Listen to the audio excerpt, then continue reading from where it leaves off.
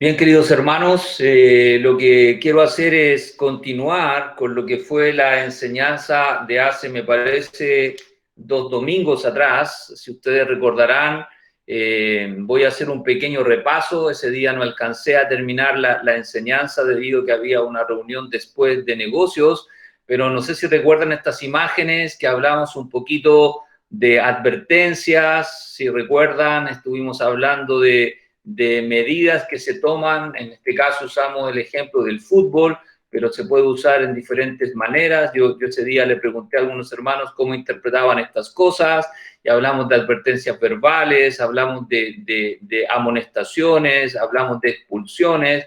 Luego usamos el ejemplo también muy común en estos días, ¿verdad?, de tantas faltas que se cometen, y para eso están las autoridades de tránsito, los carabineros, controlando.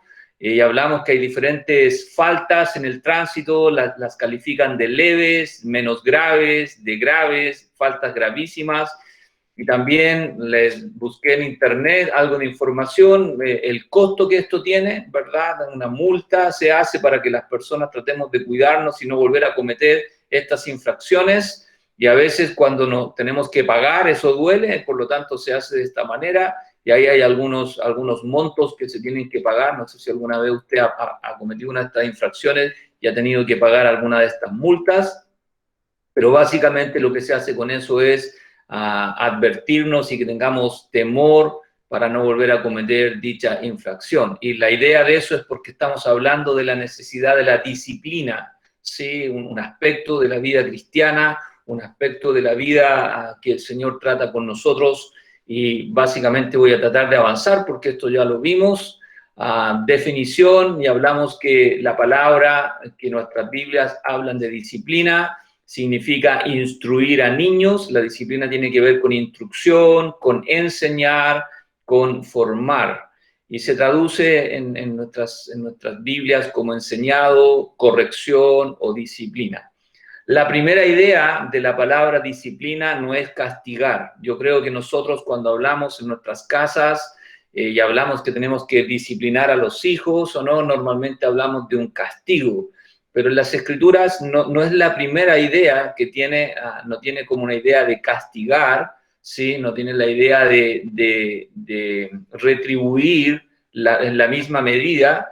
Se usa a veces en ese sentido, pero cuando hablamos acerca de la disciplina, debemos tener en cuenta que principalmente la medida que se toma disciplinaria tiene una medida correctiva, ¿o no? Y no necesariamente vengativa. Estaba escuchando en las noticias hoy en la mañana estas personas que hacen fiestas clandestinas o cosas de esta naturaleza, y que tienen que pagar una multa bastante alta. El propósito es que no vuelvan a caer en lo mismo, ¿no? La idea es que, bueno, si tuve que pagar algo, si me llevaron detenido, si me dieron alguna sanción, tienen la idea de corregir una conducta errada que tengo, ¿no? Y que no vuelva a repetir la misma situación, más que un sentido de venganza, ¿no? Entonces tiene la idea de corrección. No es retribución lo que se busca, es decir, no es dar 100%, no es pagar con la misma moneda, sino tiene la idea de corregir, ¿o no? De corregir una situación, algo que no está en el lugar correcto, ponerlo y llevarlo de alguna manera al lugar que corresponde. Y yo les mostré esta imagen que es muy común. Un arbolito, ¿no? Cuando se planta, normalmente se le pone un tutor, se le pone una varita ahí, ¿para qué? Y se le amarra para que este arbolito se críe derecho, ¿no? Y si ya el arbolito está chueco como el de esta imagen, puede en el tiempo volver a retomar o no lo que debe ser su dirección correcta. Y algunos ejemplos que mencionamos ese día: las personas nos autodisciplinamos. Yo estaba hablando ayer con el hermano Loen respecto de lo que fueron sus exámenes, y hace tiempo a mí me encontraron la misma cosa: triglicéridos altos, hígado graso, y tiene que ver, mayormente tiene que ver con cambiar la forma de alimentación. Y ahí es donde uno sabe, no debo comer esto, debo comer aquello, etcétera, etcétera, y de esa manera uno se va ordenando. Por lo tanto, uno se autodisciplina, ¿verdad? Se autocorrige por algunas situaciones. Aquí en este pasaje el apóstol Pablo, usando una ilustración del deporte, dice: todo aquel que lucha, de todo se abstiene.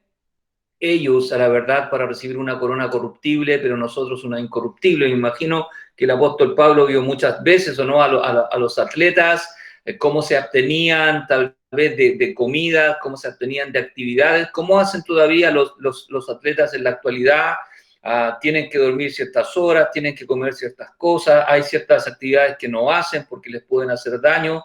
Por lo tanto, dice, ellos para recibir una recompensa que se va a desaparecer, que no es eterna, pero nosotros dice una incorruptible. Así que yo de esta manera corro, no como a la aventura, no es que salí a correr sin saber para dónde iba, dice el apóstol Pablo, sino que de esta manera peleo, como quien, no como quien golpea el aire, sino que golpeo mi cuerpo y lo pongo en servidumbre. Y la idea tiene que ver con dominio propio o no, lo que él está tratando de enseñar aquí. No sea que habiendo sido heraldo para otros, yo mismo venga a ser eliminado. Otro ejemplo que vimos, y es muy común, los padres disciplinamos a nuestros hijos, nuestros padres nos disciplinaron a nosotros, ¿verdad? Y no estamos juzgando si lo hicieron bien o lo hicieron mal, pero ellos sabían que de alguna manera tenían que enseñarnos y corregir algunas actitudes, ¿o no? Por ejemplo, una falta de respeto, uno corrige una falta de respeto, una falta de educación, uno corrige en los hijos una falta de educación, etcétera, etcétera. Y dice, vosotros padres, no provoquéis a vuestros hijos, sino criadlos en disciplina y amonestación o instrucción del Señor. Y acá tenemos un ejemplo de la disciplina. Dice, por otra parte, tuvimos a nuestros padres terrenales que nos disciplinaban y los venerábamos. ¿Por qué no obedeceremos mucho mejor al Padre de los Espíritus y viviremos? Normalmente uno agradece la disciplina de sus padres, no cuando es niño, no cuando es joven, sino cuando uno ya es adulto, cuando uno ya es mayor, cuando uno ya es papá. Ahí uno mira hacia atrás y dice, agradezco a mis padres por haberme corregido, agradezco a mis padres por haberme castigado, agradezco a mis padres por haberme obligado en algunas situaciones o no, porque ahora que yo soy grande, soy maduro, me puedo dar cuenta que lo hicieron por mi bien, que era necesario cierta medida correctiva, ¿no? Aquellos, dice, los padres terrenales, ciertamente por pocos días nos disciplinaban, como a ellos les parecía, y a eso me refiero. Los padres, yo me crié con mi mamá, ella no conocía al Señor, me crié con mi mamá y mi abuela, y tal vez yo muchas veces dudé de los métodos que ellas tenían. Antes era muy común que los papás a uno le pegaran un par de correazos, con una varilla, con un palo, con lo que fuera, ¿o no? No estamos hablando si eso estaba bien o estaba mal, lo que estamos diciendo que ellos sabían que de alguna manera tenían que corregirnos. Dice, aquellos nos disciplinaban como a ellos les parecía y muchas veces su disciplina no era correcta o no, porque no sabían que había que hacerlo de una forma, pero hablando del Señor, dice que para lo que nos es provechoso, Dios nos disciplina también para algo bueno, para provocar en nosotros una conducta correcta como hijos de Dios, para que participemos de su santidad. Vimos otro ejemplo, que Dios nos disciplina como hijos, y yo me imagino que los que estamos conectados aquí, todos podemos dar testimonio de disciplina divina. Sí, siempre se confunde si algo es una prueba del Señor o es una disciplina del Señor. Y ambas cosas Dios las usa para nuestro beneficio, para que crezcamos en nuestra fe, pero muchas veces no son pruebas del Señor, sino que son disciplinas del Señor. Dios está haciendo ciertas cosas para corregir nuestra vida, para que nos volvamos a Él, para que abandonemos nuestros pecados, para que seamos fieles al Señor, ¿ok? Entonces, Dios nos disciplina. Y aquí dice, y habéis ya olvidado la exhortación que como a hijos se os dirige, diciendo, hijo mío, no menosprecien la disciplina del Señor. Y esta es una disciplina directa del Señor que se puede dar a veces. Por ejemplo, una enfermedad puede ser una disciplina del Señor, a veces perder un trabajo puede ser disciplina del Señor, o alguna otra situación que Dios amerite y que cree que es lo que necesitamos, ¿o no? Ni desmayes cuando eres reprendido por Él, ¿sí? Ahora, no toda enfermedad es porque es disciplina del Señor, a veces una enfermedad es simplemente una prueba del Señor o la consecuencia natural nomás de que tenemos cuerpos pecaminosos, ¿o no? Y que se van desgastando o por alguna mala práctica. Porque el Señor al que ama, disciplina. Y eso es muy importante, entender que la forma correcta, la motivación correcta para ejercer disciplina está basada en el amor, ¿sí? Cuando nosotros amamos a alguien, le vamos a disciplinar, le vamos a corregir, ¿sí? Si a mí a alguien no me interesa, voy a dejar que haga realmente lo que quiera. Si se quiere matar, mátate. Si te quiere enfermar, enférmate. Pero cuando alguien me interesa, cuando yo amo a alguien, cuando hay alguien que es importante para mí, yo no voy a dejar que esa persona se mate, no voy a dejar que esa persona se desnutra, no voy a dejar que esa persona tome malas decisiones. Al contrario, ¿no? Voy a tratar de corregir su mal actuar. Y azota, dice a todo aquel que recibe por hijo. Y Dios va a hacer así con nosotros sin ninguna duda, ¿o no?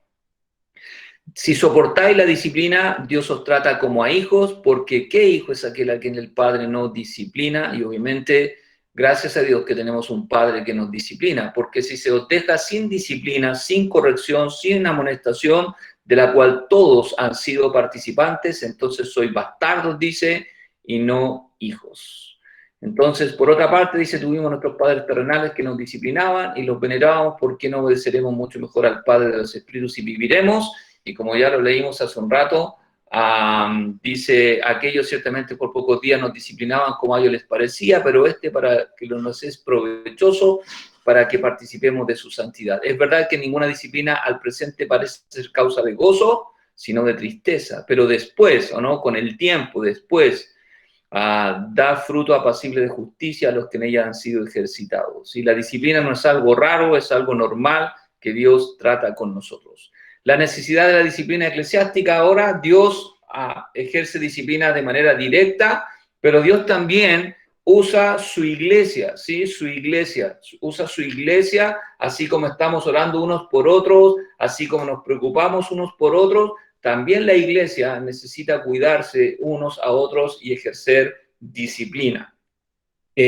No sé si vio las noticias, no sé si fue ayer o hoy, alguien en el metro, hubo una discusión en el metro, en un vagón del metro, parece que había un vendedor ambulante en el metro que estaba sin mascarilla y alguien lo encaró y se formó una pelea. Bueno, no era la forma correcta, pero sí alguien está tratando de corregir una mala práctica, ¿no? Y escuchaba en el audio, ponte la mascarilla, usa la mascarilla, esa era como la discusión. Tal vez la persona que enfrentó a esta persona que estaba sin mascarilla no lo hizo de la manera correcta, tal vez lo agredió, tal vez no sé si le pegó, no sé lo que ocurrió, lo insultó, pero por lo menos lo que quiero mostrarles es que alguien está tratando de corregir a otro porque su conducta perjudica a otros. Bueno, en la iglesia es igual. En la iglesia, los hermanos, como también en una familia, como estamos viendo ahora como nación, tenemos que corregir las cosas que dañan a otros, las cosas que no son correctas, las cosas que no están bien, ¿sí?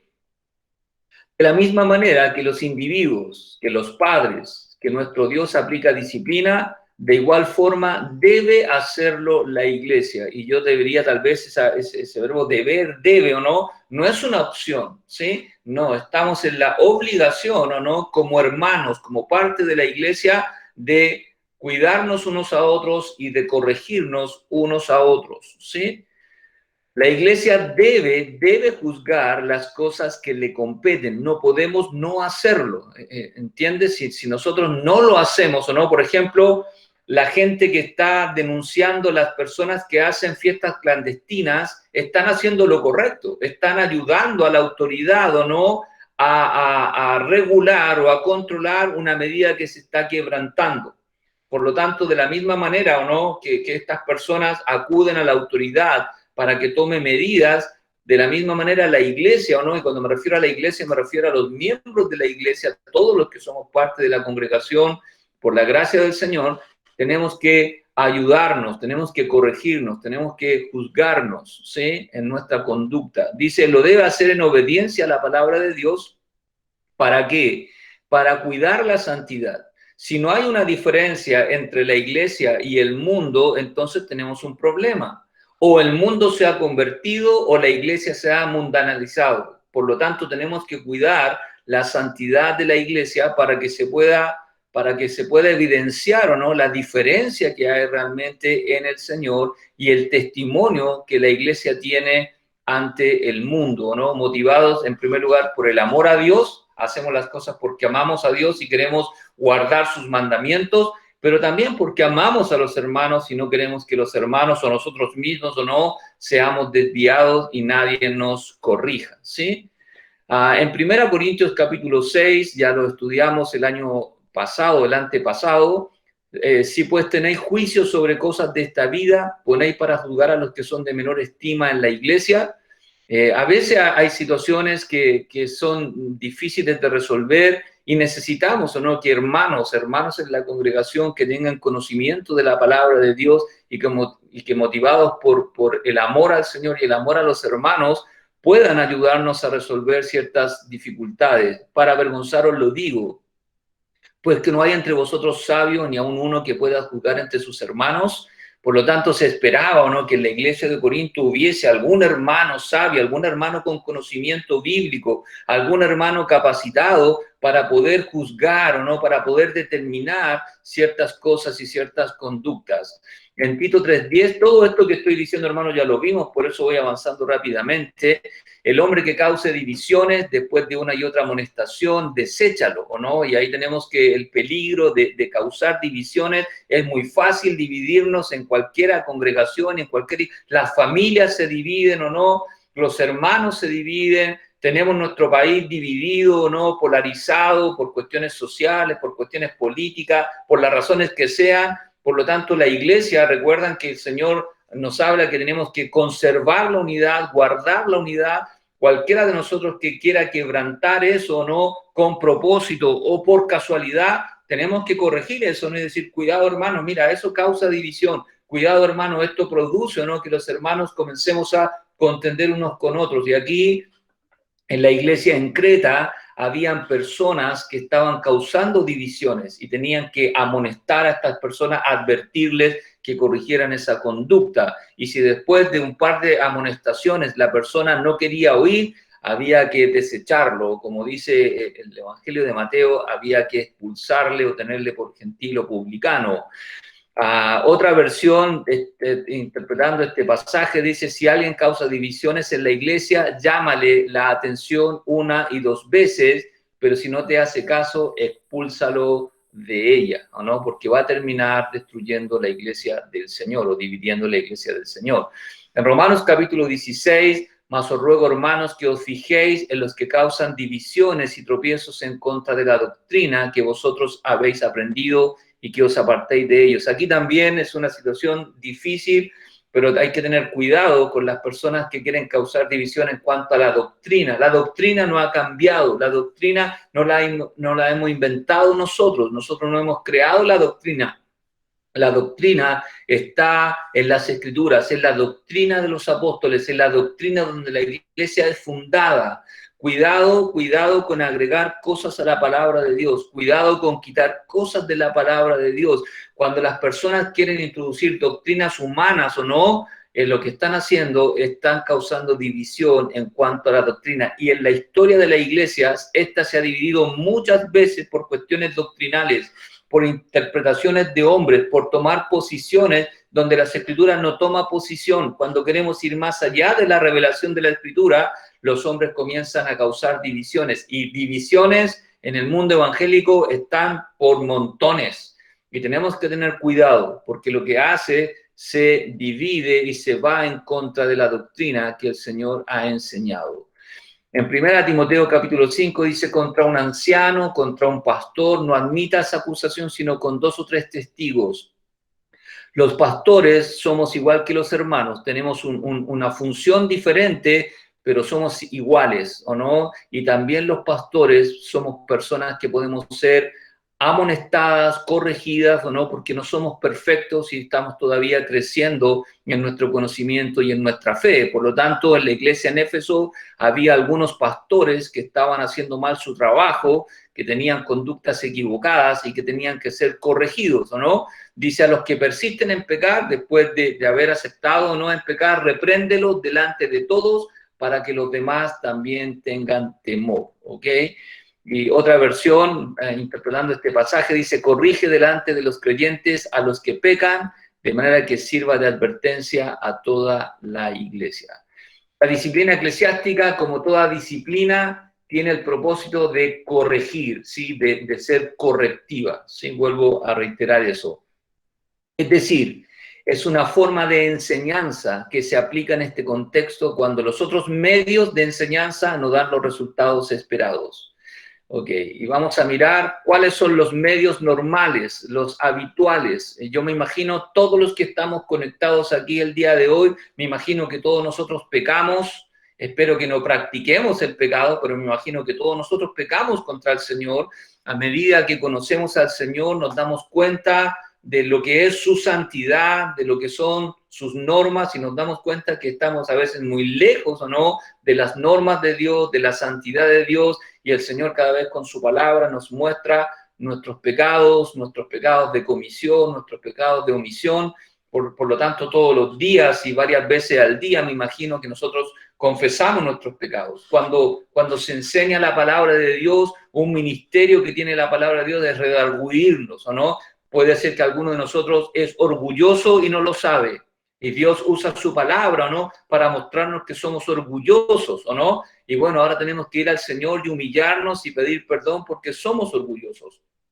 Tal vez tenemos nosotros problemas con el amor al dinero y tal vez no reconocemos eso y creemos, no, yo no amo las cosas de este mundo, yo no amo las cosas materiales, pero tal vez Dios, que conoce nuestro corazón, va a usar su palabra para mostrarnos que estamos más apegados a las cosas del mundo de lo que creemos, amamos más las cosas del mundo que lo que nosotros nos damos cuenta, y su palabra, ¿o no?, va a redarguirnos. Dios va a usar su palabra para mostrarnos, para que lleguemos a decir, Señor, perdóname. Me doy cuenta que amo más las cosas materiales de lo que creía, que amo más el dinero, o no, que amo más las cosas de este mundo. Perdóneme, Señor. Tal vez no tenía tanta fe en el Señor como creía, o no, y el Señor ahora me ha mostrado con su palabra que mi fe es muy débil, o no, que mi fe es muy deficiente. Por lo tanto, el Señor usa su palabra directamente, ¿o no?, a través de una predicación, usa su palabra cuando yo hago mi vida devocional, usa su palabra cuando yo escucho algún mensaje. Por lo tanto, esa es la primera manera como Dios trata con nosotros, nos amonesta a través de su palabra. Y aquí está este pasaje. Toda la Escritura es inspirada por Dios y útil para enseñar, para redarguir, para corregir e instruir en justicia. Me imagino que muchas veces, ¿o no?, por lo tanto, en mi experiencia, muchas veces yo, escuchando mensajes de la palabra de Dios, me siento incómodo, me doy cuenta, ¿no? Nosotros usamos el término Dios me está pegando un palo, ¿no? Y es porque Dios, ¿o no?, está usando su palabra para mostrarme un pecado, mostrarme una falta, me está corrigiendo, ¿no? Y eso el Señor lo hace a través de su palabra de manera directa. Y Dios espera que cuando el Señor me muestra algo, ¿no?, por su palabra, yo inmediatamente acepte eso, confiese mi pecado y me aparte, ¿o no? Por eso dice acá, a fin de que el hombre de Dios sea perfecto, maduro, enteramente preparado para toda buena obra. El Salmo 19 dice, tu siervo es además amonestado con ellos. Sí, me imagino que muchas veces, estudiando la palabra de Dios, ella nos amonesta, ¿no? Ella nos reprende, ella nos muestra como un espejo que algo no está bien en nosotros, ¿o no? Tu siervo además es amonestado con ellos en guardarlos al grande galardón. Y esto es lo normal, esto es lo habitual, esa es la manera más fácil de disciplina, que Dios lo hace a través de su palabra, sin tener nadie en el medio, solamente tal vez su palabra y un predicador, o su palabra y nosotros estudiando, ¿no? En 1 Corintios capítulo 10, versículo 11 dice, estas cosas les acontecieron como ejemplo y están escritas para amonestarnos a nosotros, a quienes han alcanzado los fines del siglo. Y en el contexto está hablando de un montón de cosas que vivió la nación de Israel, de muchos pecados que cometieron ellos, y dice que esas cosas están escritas para amonestarnos, para advertirme, ¿o no?, para que yo no cometa los mismos errores, los mismos pecados que ellos cometieron. Por lo tanto, nos sirve de advertencia. En segundo lugar, cuando esa amonestación es desechada, cuando yo no obedezco lo que el Señor me dice a través de su palabra y no hay un cambio en mi vida, no hay un arrepentimiento verdadero, Dios va a usar a algunos hermanos, Dios va a usar a algunos hermanos. Normalmente los primeros que usa son los de la familia, los que más me conocen, los que saben realmente lo que estoy viviendo o no, y va a usar a mi esposa, va a usar a alguno de mis hijos, va a usar un familiar, un amigo creyente o no, con las personas que yo me relaciono. Van a ser las primeras personas que van a amonestarme o no. Dice aquí Mateo capítulo 18, versículo 15, por tanto, si tu hermano peca contra ti, ve y repréndele estando tú y él solos. Anoche me llamó un hermano de fuera de Santiago con una situación parecida y él tiene que hablar con algún hermano, y él me decía, pastor, ¿tengo que hablar con el hermano primero o tengo que ir a mi pastor? Y le decía, lo primero que tienes que hacer es hablar con tu hermano. Una vez que hables con tu hermano, si la situación tal vez no se arregla, ahora puedes ir a hablar con tu pastor, pero no tienes que ir a hablar con tu pastor antes de hablar con tu hermano. Y aquí dice, por tanto, si tu hermano peca contra ti, ve. Ese ve es un mandamiento, es un imperativo. Debo ir, no tengo la opción de no ir. Yo sé, queridos hermanos, que en la práctica, nosotros muchas veces cuando un hermano peca contra nosotros, cuando un hermano nos ofende, nosotros nos quedamos callados y no decimos nada, ¿o no? Decimos, no, no importa, lo voy a dejar pasar, da lo mismo. No da lo mismo, esa es una desobediencia al Señor. Y lo que hacemos normalmente no es que no hablamos con el hermano, ¿verdad? Sino que hablamos con otro y a otro le contamos tal situación. A otro hermano le decimos, mira, te quiero contar lo que hizo fulano de tal o te quiero contar que fulano de tal me ofendió. La Biblia dice, si tu hermano peca contra ti, tienes que ir y reprender al hermano. Puede ser que el hermano pecó contra mí y no se dio cuenta, me ofendió sin darse cuenta, o tal vez sabía que me estaba ofendiendo, por lo tanto necesito reprender esa conducta equivocada. Estando tú y él solos, solo el Señor, mi hermano y yo, nadie más. Si el hermano me oye, si el hermano acepta o no mi exhortación, mi reprensión, dice, has ganado a tu hermano. Otra versión dice, si tu hermano te hace algo malo, habla con él a solas y hazle reconocer su falta. Si te hace caso, ya has ganado a tu hermano. Y esto es muy común, esto es muy normal, y el Señor nos ha enseñado cómo solucionar estas dificultades.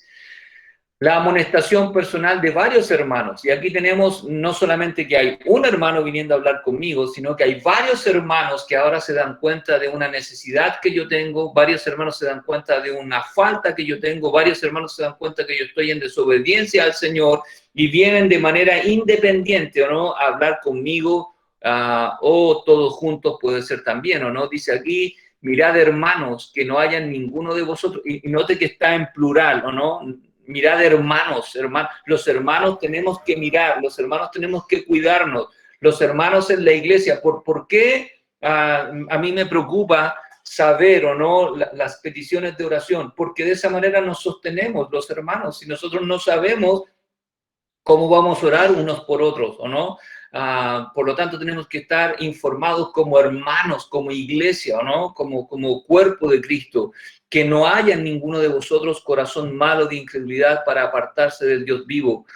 Todos corremos el peligro, como hermanos, de apartarnos del Señor. Todos corremos el peligro, ¿no? De enfriarnos en nuestra fe con el Señor. Pero nadie se enfría de un día para otro. Nadie se aparta de un día para otro. Todos nos apartamos lentamente, gradualmente, ¿o no? Por lo tanto, los hermanos tenemos que mirarnos y cuidarnos. A ver, cuidado, tal vez el hermano se está deslizando del Señor, tal vez el hermano se está enfriando en las cosas del Señor, tal vez el hermano está dejando de congregarse, tal vez el hermano está con un lenguaje mundano, quién sabe, pero los hermanos tenemos que mirarnos, observarnos, cuidar o no, cuidarnos unos a otros.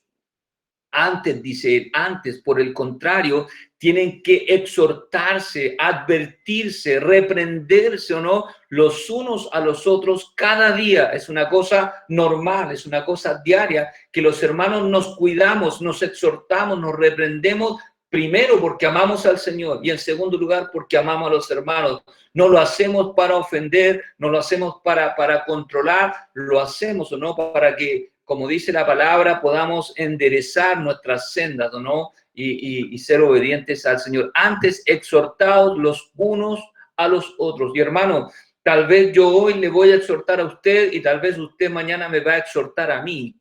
Esto es algo recíproco, es una forma de vivir como creyentes, ¿o no? Cada día, entre tanto que se dice hoy, para que ninguno de vosotros se endurezca por el engaño del pecado. Ahí está, tenemos que tener cuidado con endurecernos, cuidado. A mí me da mucha pena cuando sé que hay hermanos que se van apartando del Señor a pesar de ser advertidos, a pesar. Yo muchas veces hablo con algunos de ustedes, hermanos, y me dicen, hermano, pastor, yo he hablado con él o con ella 1, 2, 3 veces, estoy cansado y cansada de advertirle las mismas cosas. Bueno, hay que tener fuerza en el Señor y no cansarse, ¿o no? Pero al fin y al cabo, si los hermanos se han de apartar, a pesar de ser exhortados, es una situación que Dios tratará con ellos. Pero si nosotros no les exhortamos, no les advertimos, no les reprendemos, no les acompañamos en este proceso, entonces Dios va a tratar con nosotros. Dice la Biblia de las Américas, no dejando de congregarnos como algunos tienen por costumbre, sino exhortándonos unos a otros y mucho más al ver que el día del regreso del Señor se acerca. Mas si no te oyere, si en el paso anterior el hermano no me escuchó a mí, dice, toma aún contigo 1 o 2 para que en boca de 2 testigos conte toda palabra. El propósito aquí es solucionar un problema. Hay un problema con un hermano, tenemos un hermano que pecó contra mí, tenemos un hermano que está viviendo de manera incorrecta con el Señor. Voy a buscar todos los medios habidos y por haber, ¿o no?, para que el hermano recapacite, para que el hermano se arrepienta y para que el hermano se restaure con el Señor. La amonestación de la iglesia, creo que aquí quedamos. No sé si recuerdan, no le pregunté a Bruno, pero tal vez Bruno, si cuando termine la prédica me dice si están subiendo las grabaciones. No sé si están poniendo las grabaciones de las enseñanzas de los jueves, las prédicas de los domingos, pero sería bueno que estén ahí para que usted las repase, las estudie, las medite y pueda orar, ¿o no? Creo que todo esto que acabo de señalar ya lo vimos la semana pasada. Tal vez agregué un par de versículos más. Y aquí comenzamos, la amonestación de la iglesia. Si no oyere a ellos, dilo a la iglesia en su conjunto. La iglesia como tal está involucrada, ¿no? Esto es como si fuera una familia. Dilo a la familia. Si esto es como nación, dilo a la nación, ¿o no? Hemos visto al presidente y a las autoridades comunicándonos a todos medidas generales, ¿o no?, para el país, para la nación. Porque esta es una nación, es un país. Una familia es una familia, por lo tanto el papá o el esposo va a hablar con todos los integrantes de la familia. En este sentido tiene que ver con la iglesia. Si no oyere a ellos, dilo a la iglesia. Y si no oyere a la iglesia, muy importante aquí, hermanos, la iglesia tiene que hablar, la iglesia tiene que decir algo. Y esperamos que la iglesia se conforme a la palabra de Dios para que haya una sola voz de la iglesia, ¿o no? Para que la iglesia obre de acuerdo a la verdad de Dios y nadie diga o no lo que cree o lo que piensa, lo que le gusta, sino tenemos que hablar o no en base a las escrituras. Y si no oye a la iglesia, si no oyere a la iglesia, tenle por gentil y publicano. Una paráfrasis interpreta así este pasaje, dice, si aún así la persona se niega a escuchar, lleva el caso ante la iglesia. Es decir, si el hermano no acepta la corrección, no acepta la reprensión, no acepta la advertencia, no reconoce y sigue en su error, luego dice, si la persona no acepta la decisión de la iglesia, trata a esa persona como un pagano, como a un corrupto, cobrador de impuestos, ¿no? En la Reina Valera dice como un publicano. ¿Cuáles son algunos propósitos? No están aquí todos los propósitos, pero algunos propósitos. Número 1, evitar que el pecado se propague por la iglesia. Sí, evitar que el pecado se propague en la iglesia. Que hay una diferencia, ¿o no?, entre los pecadores arrepentidos que estamos ahora en el Señor, que hay una diferencia con los pecadores que aún no se arrepienten, ¿o no?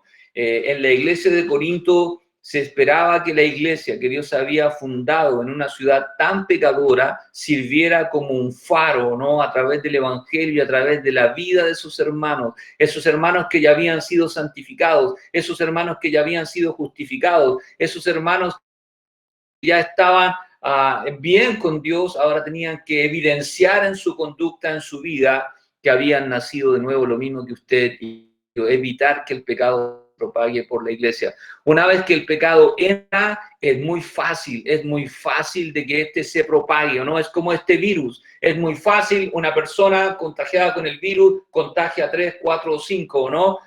Bueno, el pecado es así también. El pecado, una vez que entra, y si este no se trata, va a cauterizarnos, va a propagarse de una o de otra manera.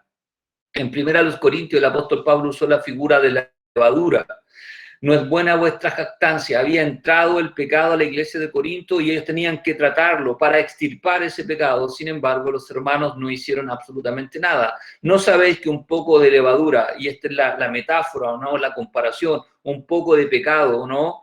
Va a leudar, va a contaminar toda la masa? Y esa es la figura, ¿o no? Un poquito de pecado nomás que uno no trate, ¿o no? Esto va a agrandarse, agrandarse, agrandarse y agrandarse. Por eso nos cuidamos los hermanos unos con otros, ¿o no? Para tratar inmediatamente, ¿no? Esto es, si estoy enfermo, rápidamente voy al médico, ¿no? ¿Para qué? Para tratar la situación. Hay un pecado que me está afectando, hay una situación que me está al Señor para tratar, confesar y arrepentirme. El apóstol Pablo usó aquí en 2 Timoteo otra figura, no la de la levadura, sino la de la gangrena. Y él dijo así: más evita profanas y vanas palabrerías, porque conducirán más y más a la impiedad. Es decir, hay palabras pecaminosas que llevan a más palabras pecaminosas y más conductas pecaminosas, ¿o no? Una mentira normalmente lleva a otra mentira y otra mentira va a agregar a otra mentira y hay más personas involucradas en la mentira. Así es el pecado. El pecado va arrastrando personas y contaminando personas, ¿o no? Y su palabra, dice él, está hablando aquí de estas palabras falsas, palabras en contra de las escrituras, su palabra carcomerá como gangrena, es decir, va a comenzar a corromper y a avanzar de manera muy rápida. De hecho, en la iglesia en Éfeso ya habían algunos afectados, dice, de los cuales son Himeneo y Fileto, que se desviaron de la verdad por una enseñanza errada, equivocada, ¿o no? Diciendo que la resurrección ya se efectuó, no que es futura, que no hay resurrección corporal, y así trastornan o trastocan la fe, la doctrina de algunos. Por eso hay que corregir cualquier enseñanza errada afuera de las Escrituras. En Hebreos capítulo 12, versículo 10, dice nuevamente el propósito, ¿no? Aquellos ciertamente por pocos días nos disciplinaban como a ellos les parecía, pero este Dios nos disciplina, nos corrige para lo que nos es provechoso. ¿Para qué? Para que participemos de su santidad, para que sigamos apartados y reflejando, ¿no? Que conocemos y caminamos con el Señor, ¿sí? Para que participemos de su santidad. Pero Dios nos corrige para nuestro verdadero provecho, ¿no? Para hacernos santos como Él es santo. Recuerden que la carta de primera a los Corintios comenzó, que es una carta escrita a los santos, a los santificados, para que nosotros vivamos en santificación. Número 2, ayudar al hermano a volver al Señor. Primero, para participar de su santidad, para que el pecado no se propague en la iglesia. Y número 2, ayudar al hermano a volver al Señor. En Santiago, un pasaje hermoso, dice: hermanos, si alguno de entre vosotros se ha extraviado, si alguno se ha apartado. ¿Se recuerdan el pasaje de Hebreos que decía: para que ninguno se aparte del Señor endurecido por el pecado? Bueno, puede ser que en algún momento algún hermano se apartó, se extravió, ¿o no? Conocemos de hermanos apartados. En Fuente hay hermanos apartados. Conocemos tal vez usted hermanos que están lejos del Señor, ¿o no? Viviendo en el mundo. Hermanos, si alguno de entre vosotros se ha extraviado de la verdad y alguno le hace volver, sepa que el que haga volver al pecador del error de su camino salvará de muerte un alma. En este contexto tiene que ver con muerte física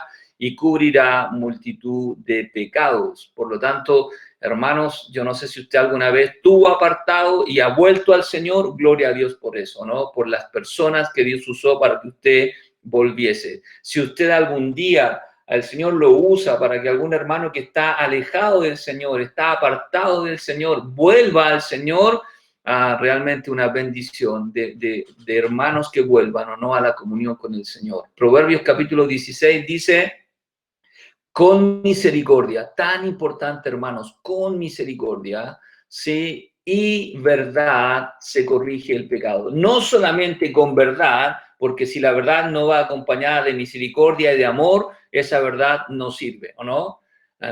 Si solo hay misericordia y no hay verdad, no hay palabra de Dios, tampoco se puede corregir el pecado. El pecado se corrige con ambas cosas, con amor, con misericordia y con verdad. No mi verdad, sino la verdad de las Escrituras. Así solamente se puede corregir, enmendar el pecado de la hermandad. Y con el temor de Jehová los hombres se apartan del mal.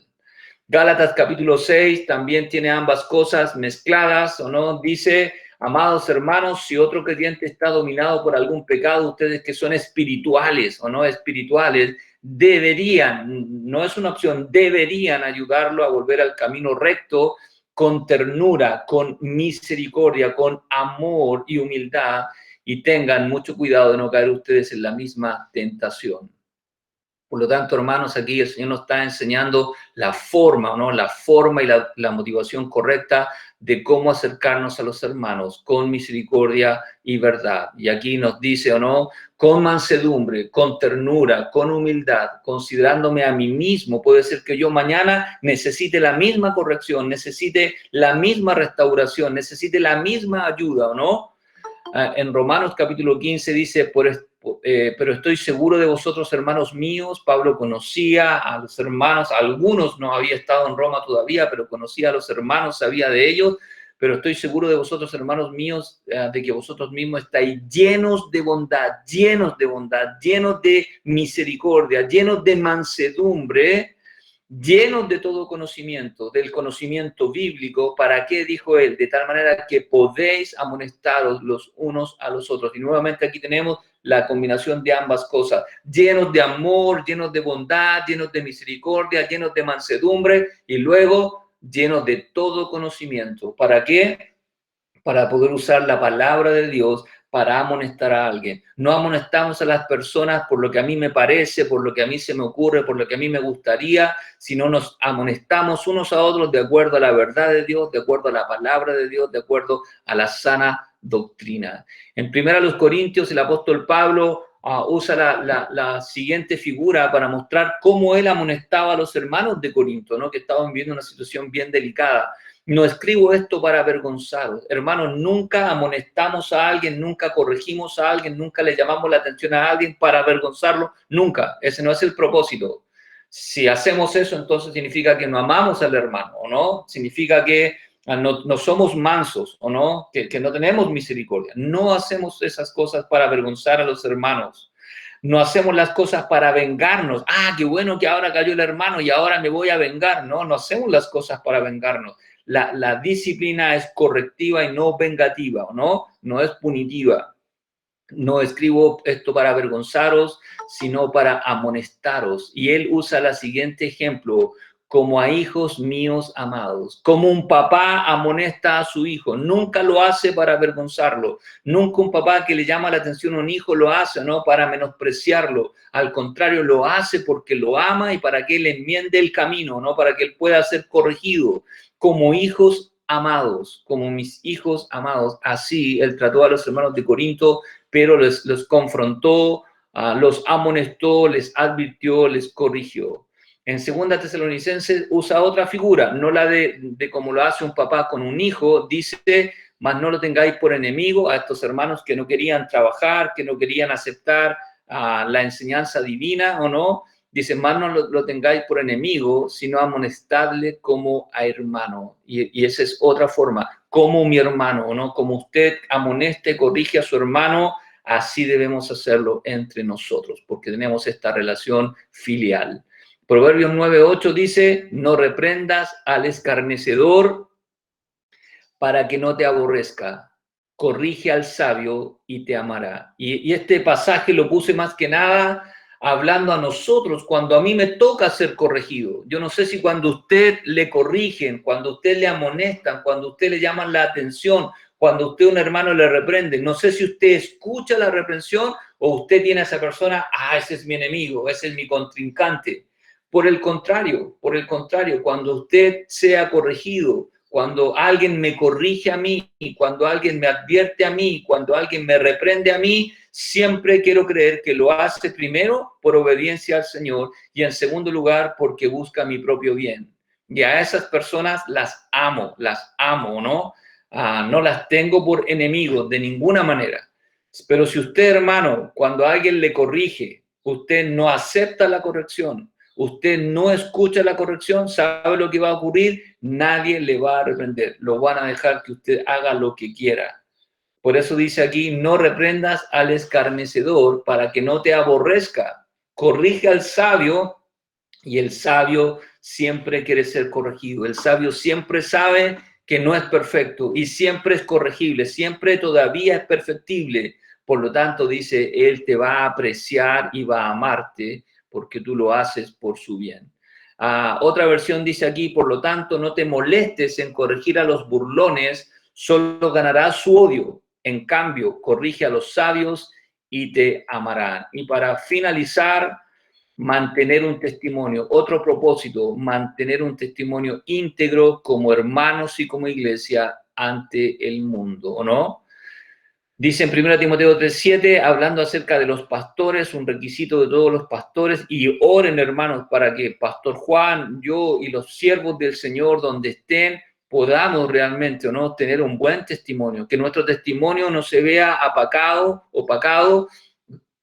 Ustedes recuerdan de situaciones o no, de a veces aparece en la prensa el pastor fulano, el pastor de aquí, el pastor de allá, y la gente se burla no tanto del pastor, se burla del evangelio, se burla de los evangélicos, se burla aún del Señor.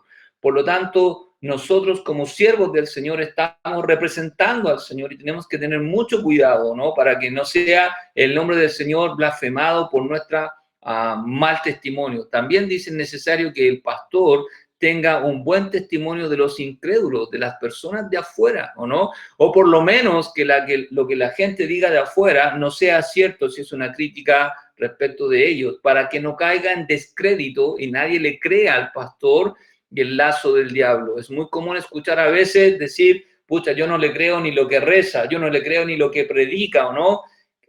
Que el Señor nos dé a todos nosotros, no solamente a los pastores, un buen testimonio en su familia.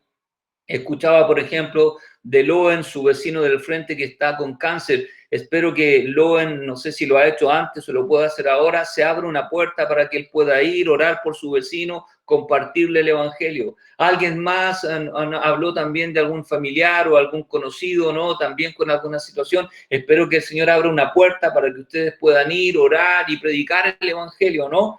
Entonces, pero si tenemos mal testimonio, esa puerta se va a cerrar. El Señor nos debe ayudar para tener un buen testimonio, para no caer en descrédito y el lazo del diablo. El diablo nos atrapa. Cuando se escogieron estos siervos del Señor para cuidar lo que era la distribución diaria de las necesidades de las viudas y huérfanos en la primera iglesia, buscad pues, hermanos, entre vosotros 7 varones, lo primero, ante cualquier cosa, que tengan buen testimonio. Porque si estos hermanos no tenían buen testimonio, las puertas estaban cerradas.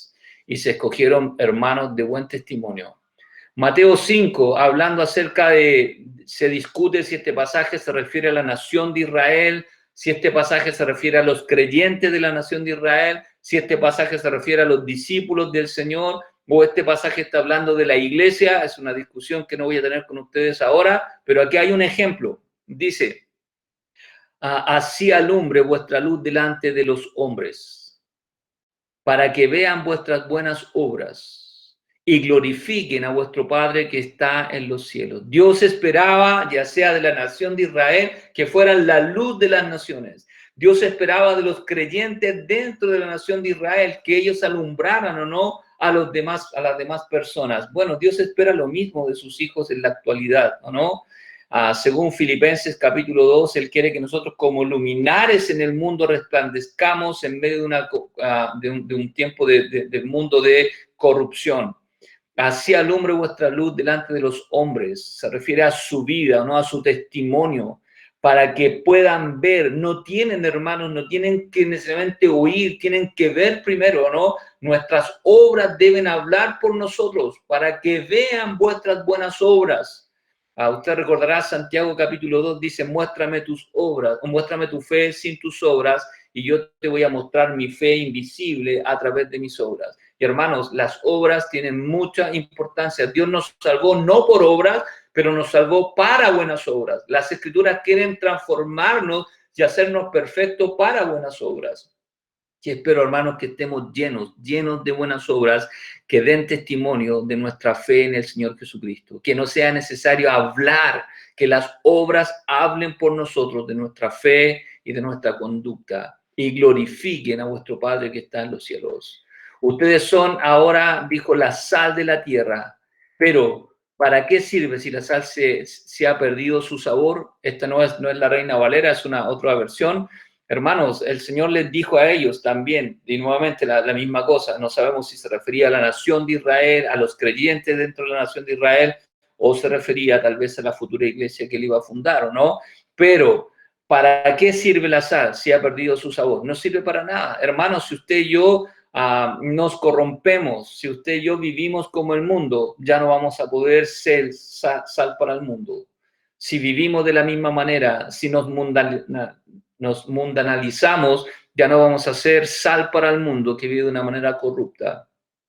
Él dijo, ustedes son la sal de la tierra, pero ¿para qué sirve si la sal ha perdido su sabor?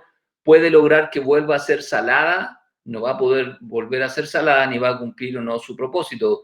La descartarán y la pisotearán como algo que no tiene ningún valor. Bien, hermanos, la verdad que les pido que podamos, en primer lugar, aceptar la corrección de la palabra del Señor. Cuando el Señor le muestra a través de su palabra que Dios nos dé un corazón sensible, listos para confesar nuestros pecados y arrepentirnos. Si eso no es suficiente, que Dios nos use a todos nosotros como hermanos para ir y corregir al hermano, para ir y reprender al hermano, para ir y amonestar al hermano llenos de misericordia, pensando que somos espirituales, porque eso es lo que el Señor dice, pero con verdad, con palabra de Dios. Si eso no fuera necesario, algún día como iglesia, como lo hemos hecho en otras ocasiones, tendremos que enfrentar situaciones pecaminosas y como iglesia tener una sola voz, amparados y de acuerdo a la palabra de Dios para llamar la atención de los hermanos, siempre esperando que los hermanos se arrepientan y se vuelvan al Señor. Oramos. Padre, muchas gracias por tu palabra, Señor. Gracias por la disciplina y la amonestación que viene de ti. Gracias porque siempre con tu palabra, Señor, tú nos enseñas, nos amonestas, nos corriges. Le ruego, Señor, que tengamos siempre un corazón dócil. Señor, que sea muy fácil de reconocer nuestros pecados, de confesarnos y arrepentirnos. Pero Señor, si por alguna razón estamos endurecidos, estamos cegados, usa a nuestros hermanos para que, Señor, llenos de misericordia y con tu palabra en la mano, puedan venir y amonestarnos y corregirnos y advertirnos, Señor, tal vez de las cosas que no vemos o que no queremos ver, Señor. Y espero, Señor, que si algún día como iglesia, como congregación nos toca enfrentar situaciones así, siempre tengamos una sola voz, Señor, la voz de tu palabra. No para destruir, sino para restaurar, para corregir, esperando, Señor, que los hermanos nos volvamos siempre a ti y podamos, Señor, ser restaurados. Te damos toda la honra y la gloria y gracias, Señor, por este hermoso ministerio de enseñar y de vivir tu palabra. En el nombre de Cristo oramos. Amén.